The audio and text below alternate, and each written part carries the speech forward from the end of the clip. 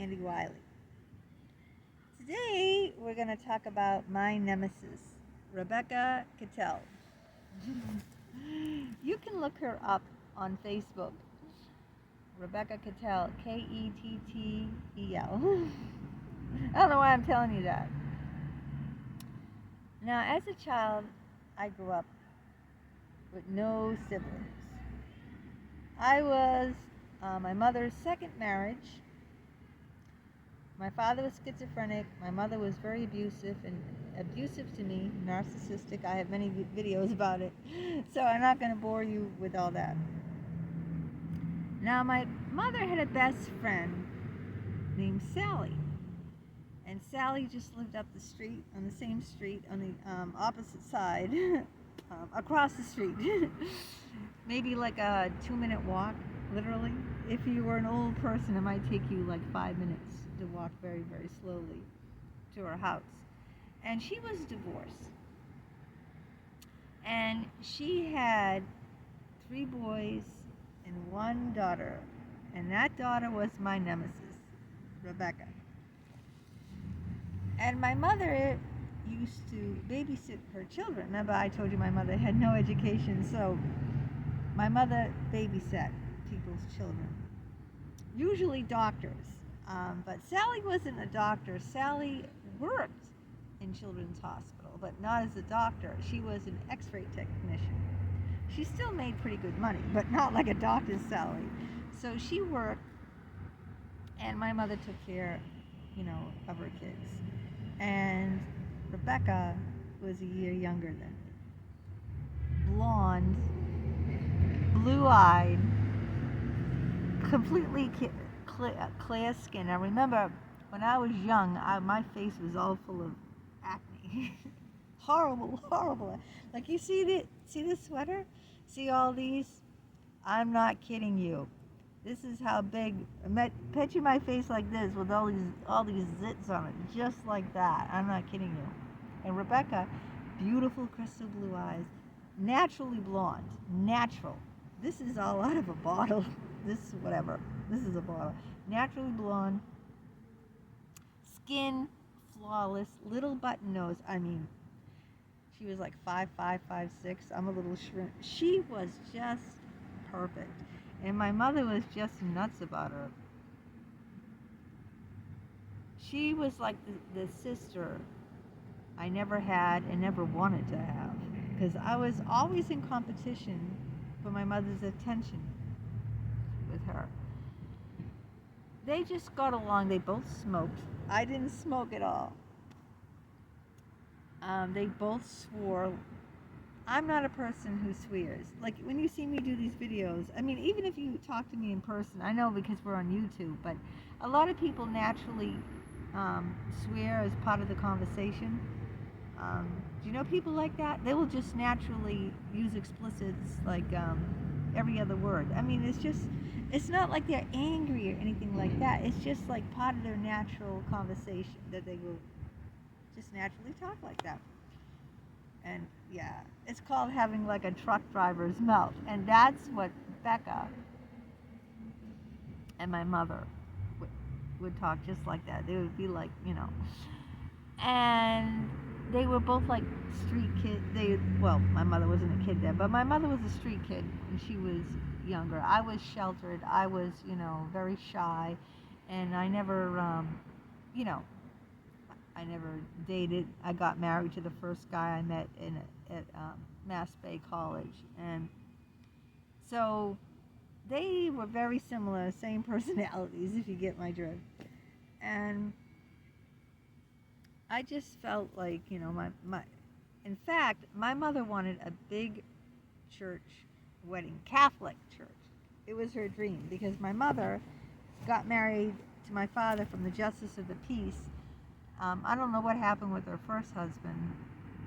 I think they were very poor. I'm not sure what kind of wedding she got. But anyway, for her daughter, she wanted the big Catholic wedding. The big ornate Catholic church, with the figures, if you've gone into a Catholic church, the stained glass windows, all the big figures, pretty like she is, flashy and, like that. My husband was Protestant, and I joined his church because it was very important for him to get married in his church. And Protestant church, United Church of Christ, was very, very plain. No statues at all, no stained glass windows, nothing. It was bare bones. It was plain as they get plain. And that's where I married, and my mother was gravely disappointed. But she didn't miss out on the big Catholic wedding because her surrogate daughter, my nemesis, Becca, she married in our Catholic church. So she got that. It would be like, I felt like a third wheel. Can you imagine? This isn't even my sister now. I mean, I'm sure you people who have like siblings felt like sometimes one of you or both of your parents spent more time with your sibling than you. But this wasn't even my sibling, okay? Like, she would come over and my mother would serve her the beautiful pie she just made fresh out of the oven, and they'd sit there and just be smoking, and I felt like a third wheel. I didn't even stay in the room. I left. I couldn't even be in the room. I couldn't even be in the same room with the both of them. It hurt me so badly. It just like, it was horrible, Always the best for Becca. When she came over for dinner, she'd get the best part of the lamb, the roast. It was just like, I shouldn't have to feel that way in my own home. And this is not even my sister, right? This is just a friend's daughter. She shouldn't love her like her own daughter. She should love her own daughter. She shouldn't make her own daughter feel like undeserving. So one time she came over and I didn't want to come out of my room. Either, I don't know if I shared this in the book or I shared this somewhere. I think I said this before, but I'm going to say it again. Pardon me if I've already said it in the video, because I write and talk so much. Sometimes I repeat myself. And I'm old too. So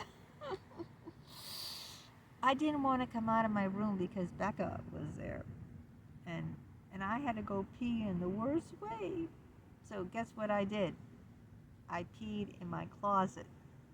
Because to come out of my bedroom to go to the bathroom is right in front of the kitchen. See, we only had one bathroom, and the bathroom was in the hallway between the bedrooms, which was right in front of the kitchen. So if I were to come out to use the bathroom, then Becca would see me because she'd be sitting in the kitchen talking to my parents. I mean, I just hated that. The smoke in the house, all the walls were yellow, stained from smoke. See, when I drink, and I don't, because I drink vodka, right? My breath doesn't smell like a whiskey or booze. You can't tell, and I don't act like a fallen down drunk, I don't really get drunk when I drink. And it doesn't affect other people, but when my parents would smoke, I'd sit in the middle of them, and they smoked heavy cigarettes. My father would be on my left side, my mother would be on my right, and they'd be blowing smoke in my face, and I'd be gagging on it, gagging, and they wouldn't stop. They didn't give a shit, you know what I mean? It's like, they smoke, so they're gonna smoke, and I'm trying to eat dinner, and it's like having all this, if you're a non-smoker, you know just exactly what I mean, because now in restaurants, they will not allow smoking. You cannot smoke in restaurants. I don't even think there's designated areas for smokers to smoke in restaurants, because smoke travels and it really bothers people. And it really, really bothered me. Maybe that's why I never smoked, because I grew up with it in my face and gagging on it all the time. And that's what she'd do. Becca would come over and she'd be like, and she'd always be high too, because she did everything out there. She did cocaine. I know she did cocaine, okay? So I'm not slandering her. I don't know if she did heroin. She might have done, but she did. She was a drug. I mean, she did drugs. I can't say addict because I don't know these things. I just know she did drugs. A lot of times she'd come over stoned, like her eyes would be spacey, and And even though Rebecca slept with a lot of guys, now how many guys did I sleep with, including my husband? 3. My husband Andrew, Randy, that I did a video on. My last video was Randy, and Jim, my psychologist, for 2 years. 3. She slept with dozens and dozens and dozens of men. Like 3, are you kidding me? She probably had 3 by the time she was 16. And she also, like I told you, she got married and she cheated on him. But Rebecca was an angel in my mother's eyes. She could do no wrong. Meanwhile, just because I bought a vibrator, I was a slut. Here my mother calls me a slut and a whore for buying a vibrator. What's wrong with that? While Rebecca can sleep with dozens and dozens of men she just meets, and she's an angel. Does that make any sense in your eyes? She would never say that she was a slut or a whore. And I was a virgin back then. I didn't lose my virginity till I was 21 years old. Almost 22. Yeah, I think I was a few months before my 22nd birthday. So almost 22. While Rebecca lost her virginity, I think like at 15.